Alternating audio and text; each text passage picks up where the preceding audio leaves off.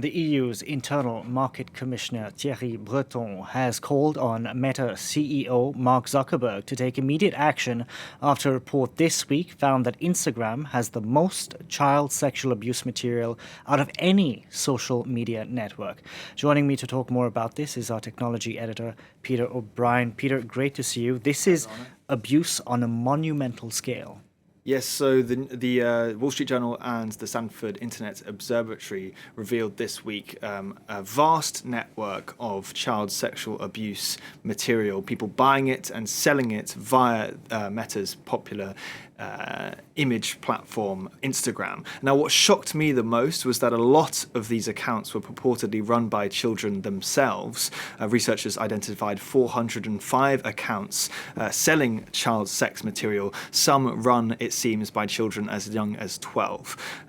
These had tens of thousands of followers in total, but even this just scratches the surface. The Wall Street Journal cited current and former Meta employees who reckon that hundreds of thousands, if not millions, of accounts exist almost solely to follow this kind of content. Meta said, of course, they're working to remove all abusive content, and said that in the last 2 years alone, they've taken down 27 paedophile networks on their platforms.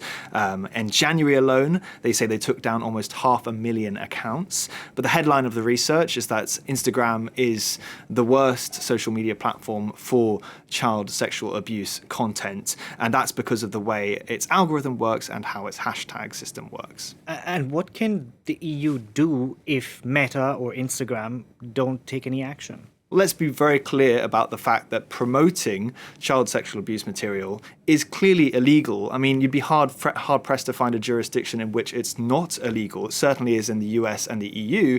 And it seems this research is saying that Instagram is essentially promoting this content by the way it recommends content. So it's not an unfair question to ask, why is Instagram even allowed to operate under these circumstances?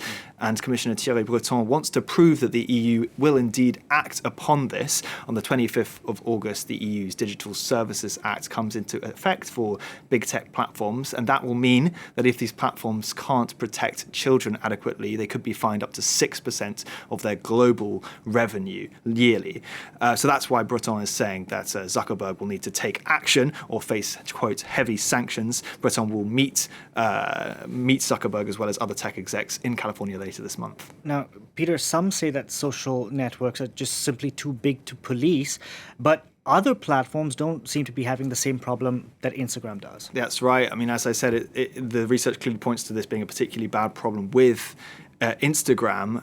They said that Twitter had regressed to allowing some child sexual abuse material to pop up on some Twitter accounts before this was flagged up and then dealt with. And they interestingly said that TikTok was one platform where this type of content doesn't appear to proliferate, thanks in part to stricter moderation. They said on other tech platforms, well, the instant messaging services on things like Snapchat, Telegram do allow the sale of this kind of material. But it's Instagram and the way it sort of functions by generating networks and communities around hashtags that really allows the stuff to proliferate. I mean, if you look at one quite horrifying case in point, there's a Canadian activist called Sarah Adams who built an Instagram page primarily to teach people about child sexual abuse and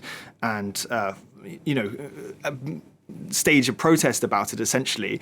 And because she looked at another page and reported it for sharing this kind of content, her own followers started receiving recommendations of child sexual abuse content. So they actually trying to escape from this stuff and follow people like Sarah Adams and actually come head-to-head with it nevertheless. The Wall Street Journal article also points out that the way Instagram works actually works against its own safety team, because once a hashtag is banned, and of course once this report was published, Instagram did go and remove a lot of hashtags. Well, they said the autocomplete feature, where you'll start typing in a hashtag and it completes the rest of the hashtag for you, this just created more hashtags which are just ways of getting around the ban that were similar to the ones that already existed. So they say, well, its own AI is working against its safety team. And before, the journalist pointed out to Meta what was going on when you search for a banned term, It would give a warning if you search for a bad term, saying, are you sure you want to proceed with this? Sexual exploitation is very bad and so.